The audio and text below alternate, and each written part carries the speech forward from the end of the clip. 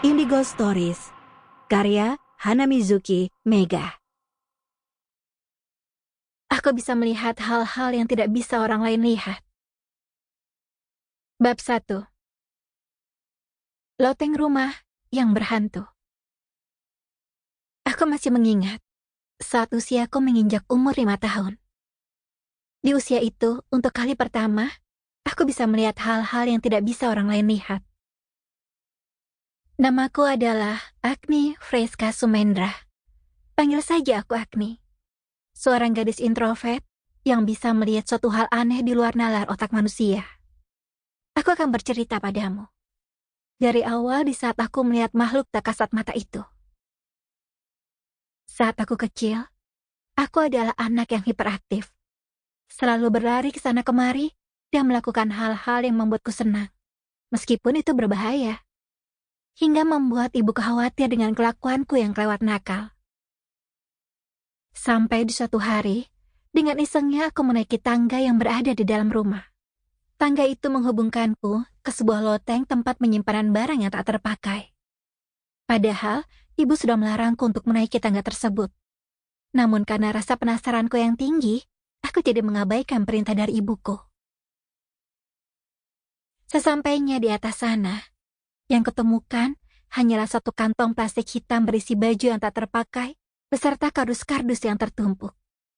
Tidak ada mainan di loteng itu. Aku sampai mencari di sela-sela tumpukan barang bekas, tapi aku tidak menemukan satupun mainan yang aku inginkan. Itu membuatku jenuh, hingga aku melihat ada boneka Teletubbies di pojokan ruangan pengap itu.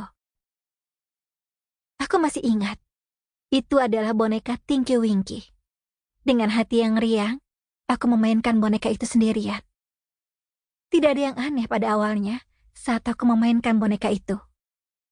Namun, beberapa menit kemudian, ada seorang anak laki-laki yang kelihatan seumuran denganku. Tiba-tiba saja, dia duduk di sampingku. Aku yang masih lugu kala itu, malah mengajaknya bermain. Itu adalah kali pertama aku melihatnya. Aku tidak mengenal siapa dia. Mungkin dia tetangga baru rumahku.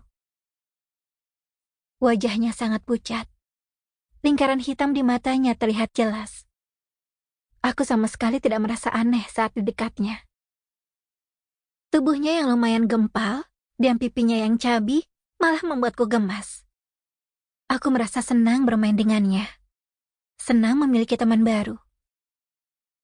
Hingga beberapa jam kami bermain, ibuku memanggil dari bawah. Aku ke bawah dulu ya, mainnya dilanjutin besok saja, ucapku pada bocah itu. Dia hanya mengangguk, menjawab ucapanku. Ya Allah, Agni, kamu ngapain? Ibu kan sudah bilang, kamu jangan naik-naik tangga itu, nanti kamu jatuh. Omel ibuku, saat melihatku menuruni tangga. Agni cuma mau main, Bu, ucapku sedih. Besok kalau mau main, di bawah saja ya. Jangan naik-naik tangga itu lagi. Di loteng kan tidak ada mainan, sayang. Tapi tadi Agni nemuin boneka, Bu. Boneka apa? Tanya ibu. Boneka Tinky Winky. Ibuku terlihat bingung. Di loteng kan hanya ada baju sama kardus. Ibu tidak menaruh boneka di sana. Tapi tadi Agni nemuin, Bu.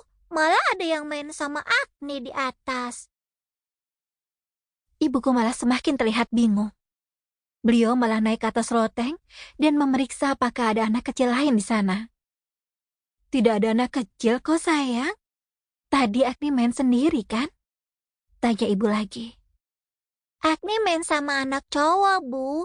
Dia tadi masih di atas. Ucapku polos. Ibu langsung mengusap wajahku. Aku hanya bisa menatap wajah ibu tanpa tahu apa yang sedang dia pikirkan. Lalu ibu mengajakku untuk makan dan menyuruhku agar tidak bermain di loteng itu lagi. Keesokan harinya, aku melanggar perintah ibuku. Aku menaiki tangga itu lagi dan mendapati anak yang kemarin bermain bersamaku itu tengah duduk di samping tumpukan kardus. Wajahnya datar tanpa ekspresi. Sample complete. Ready to continue?